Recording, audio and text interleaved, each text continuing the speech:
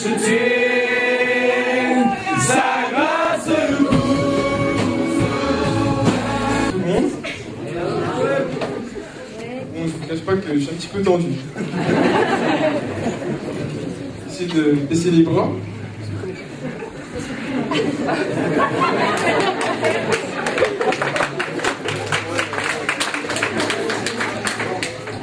Moi, je vais vous raconter un petit peu mon parcours. Donc, je suis issu d'une famille, on peut dire, normale.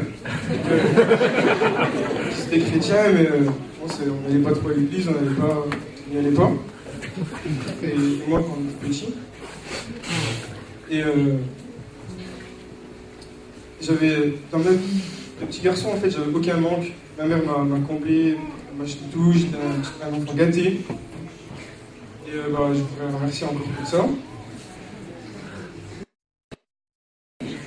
Donc je connaissais pas Dieu. Par contre, j'ai toujours détesté l'injustice. J'ai recherché à faire les bons choix. Et depuis tout petit, je fais du sport. Ça a toujours passé, c'est toujours passé avant tout. J'ai fait des sacrifices pour le sport, le foot. J'ai loupé des anniversaires, je ne sortais pas, c'était vraiment le foot. Et voilà, rien de passé avant, quoi. Donc ça, c'était ma vie d'avant. Ensuite, un petit peu plus tard, j'ai rencontré Emmanuel, qui m'a amené à Dieu. Et aujourd'hui, je suis très reconnaissant.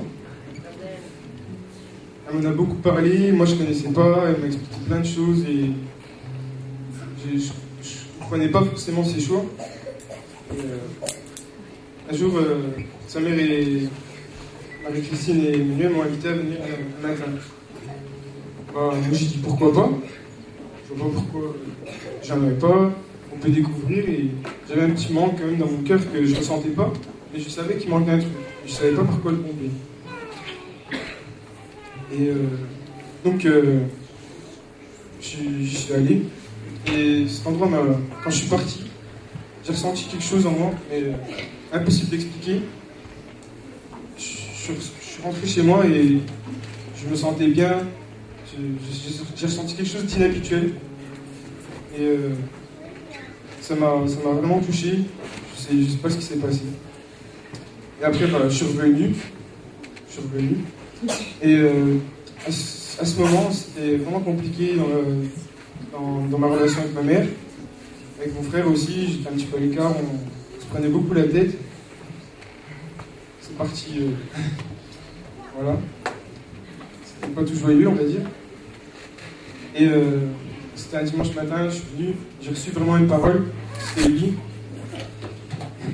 qui a dit justement qu'il y a un jeune homme ici dans l'assemblée qui a son cœur qui est blessé, qui est percé comme une fourchette, et son cœur saigne.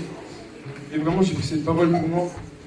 Et ça m'a montré que vraiment, personne ne me connaissait, et cette parole est venue.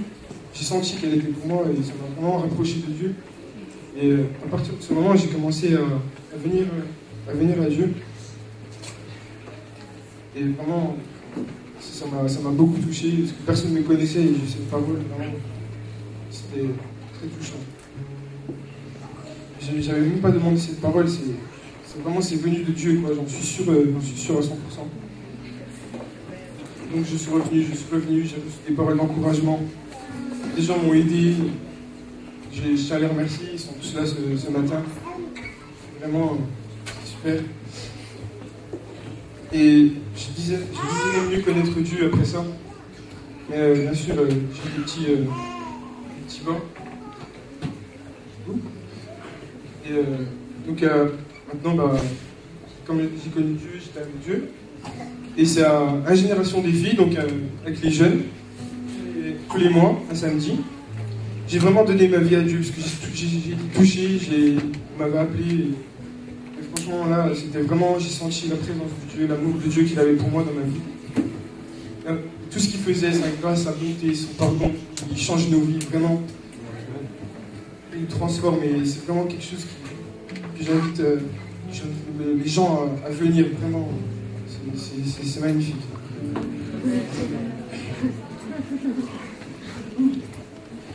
Donc, Mais après, j'ai eu des petits gars et donc je me suis écarté de Dieu. C'était la boîte, c'était les boîtes de nuit, c'était les filles, c'était un petit peu l'alcool, voilà, c'était un peu de tout. J'avais pas vraiment, je connaissais beaucoup de monde, mais c'était pas beaucoup des vrais amis. C'était des connaissances. Et ben, j'ai fait le tri dans ma vie. J'ai fait le tri et maintenant je garde mes vrais amis, ceux qui ont été là. Ceux qui ont été là pour moi, ceux qui sont toujours là. Et ça.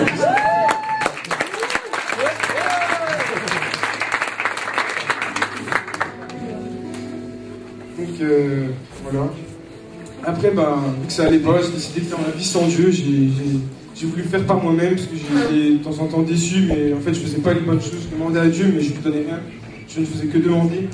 Et je pense que c'est pas la bonne façon de faire. J'ai écouté des paroles, mais j'ai pas fait ma propre expérience. Et je pense qu'il faut faire sa propre expérience même si on tombe bas. Parce que lui, il est là, il nous relève. Et ça j'en suis sûr. Donc je le lâcherai pas, c'est clair. Ça c'est fini. Donc faites vos expériences et Dieu vous garde.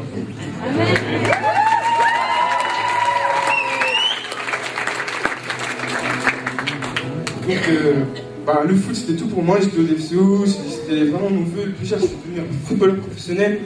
Maintenant ça n'a plus trop d'importance, parce que je suis mieux à l'église, ça c'est clair. J'ai mes amis, je fais du foot de temps en temps, et là je continue le foot, mais moins l'important c'est le plaisir. Voilà. Donc je suis parti du DFCO, je voyais pas ce que Dieu faisait, s'il agissait, je voyais plus, j'étais comme ébloui, je voyais plus. Et j'ai décidé de laisser un an parce que je passais mon bac. Et j'avais mon permis, mon concours de pompier à passer. Enfin, je voulais préparer. J'avais plein de trucs à faire. Et vraiment, en fait, cette année, j'ai rien fait du tout.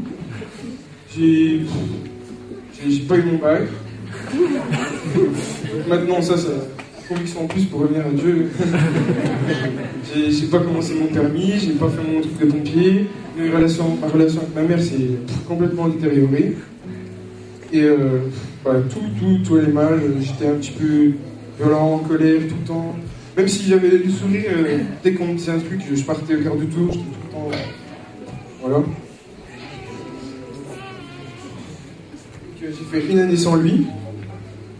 Et voilà, je comptais sur moi-même en fait. Et j'ai vu que ça marchait pas, donc voilà. Et je suis tombé dans. Voilà, comme je vous ai dit, je suis tombé avec les filles, vraiment. Tout le temps, je regardais, c'était tout le temps ça. C'était les sorties en boîte, c'était. Ça sortait, dès qu'on me disait, tu sors, ouais, oui. Donc voilà, c'était facile, quoi. D'ailleurs, je regrette, c'était un acte aussi. Voilà. Et un jour, c'était en août 2009, là, c'est vacances. J'étais loin, j'étais vraiment au fond du trou. Je ne voyais pas comment Dieu pouvait me ramener à lui. Je voyais pas. J'ai vraiment crié à lui parce que j'étais au fond du trou. Et là, il est venu du jour au lendemain. Je me suis réveillé, j'avais cette joie, je ne sais pas comment vous expliquer, une joie en moi. Et vraiment, ça m'a changé, j'ai compris plein de choses d'un coup. J'ai été transformé vraiment d'un coup, en une nuit. Et c'est vraiment quelque chose qui... Wow, je sais pas, je peux pas vous expliquer. Mais vraiment, ça m'a encouragé à vouloir continuer. Je lisais plus la Bible, je priais plus, je faisais rien. Dieu, il n'existait plus pour moi. Et vraiment, il a... Franchement, sans mots. Donc voilà. Après, sur ce, il a remis des amis chrétiens qui m'ont encouragé, qui m'ont relevé, qui m'ont montré le chemin à suivre. Il m'a donné le goût de vivre. Il m'a redonné le goût de vivre. Il m'a donné plein d'ambition. Et vraiment, là, de la volonté, vraiment, là je suis au taquet. Donc, je vais continuer. Pas de soucis. Et je tiens à remercier tous ceux qui ont été là pour moi, les amis chrétiens. Et puis, tous ceux qui ont été là. Hein. Donc voilà, j'ai su qu'il m'aimait, qu'il était vraiment fidèle, qu'il ne me lâchait jamais au fond du trou. Et vraiment, ça donne envie de continuer. Ça donne vraiment une force en soi. Et j'ai fait la promesse de ne plus le laisser tomber. Je suis revenu à l'église, vraiment avec cette conviction d'y arriver. Vraiment, c'était vraiment c'était bon quand je suis revenu, quoi, de revoir ces gens, plein de joie, plein d'amour, qui louaient Dieu. Franchement, ça m'a redonné aussi la foi, vraiment. Et maintenant, bah, je suis heureux, je suis libre. C'est voilà, tout s'est apaisé dans ma vie.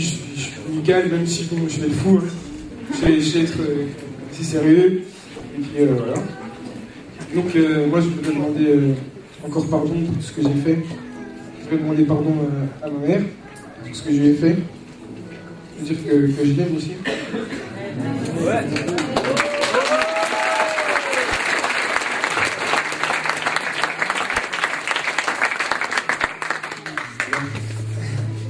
J'ai caché la lettre pour pas que tu le vois. Je vais demander pardon à ceux que j'ai fait du mal aussi. Voilà. Et maintenant, bah, pourquoi je vais me faire baptiser?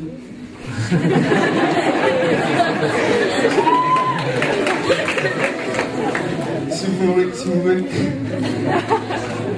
Si un jour vous m'aviez dit que j'allais me faire baptiser, franchement, je n'aurais pas cru. Et aujourd'hui, j'ai fait ma vie avec Dieu, j'ai fait mes expériences, je sais qu'il est là, je sais vraiment. J'ai vraiment cette conviction, j'ai pris conscience de tout. Vraiment, ouais, c'est magnifique ce qu'il fait. Et voilà, il m'a béni depuis mon enfance, depuis tout petit, il m'a béni, je suis en bonne santé, je vis bien, j'ai des amis, j'ai tout ce qu'il faut. Il ne manquait plus de Dieu, et franchement, maintenant, ça y est, je l'ai, et je ne le lâche pas. Voilà, je connais son amour pour lui. Il me gardera toujours sa fidélité, sa grâce, sa bonté, son pardon, tout. Il est vraiment bien, quoi.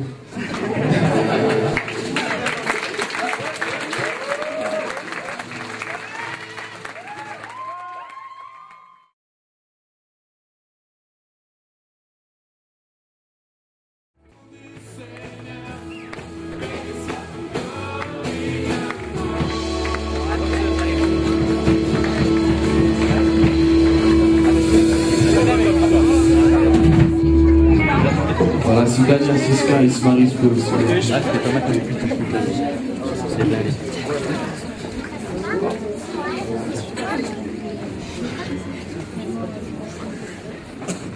Comme un très bon Italien, il s'est bien fait attendre. Et finalement, il est parmi nous. Alors Charles, si j'ai bien compris, le dimanche matin, téléfoot, c'est terminé? Oui, c'est terminé. Okay.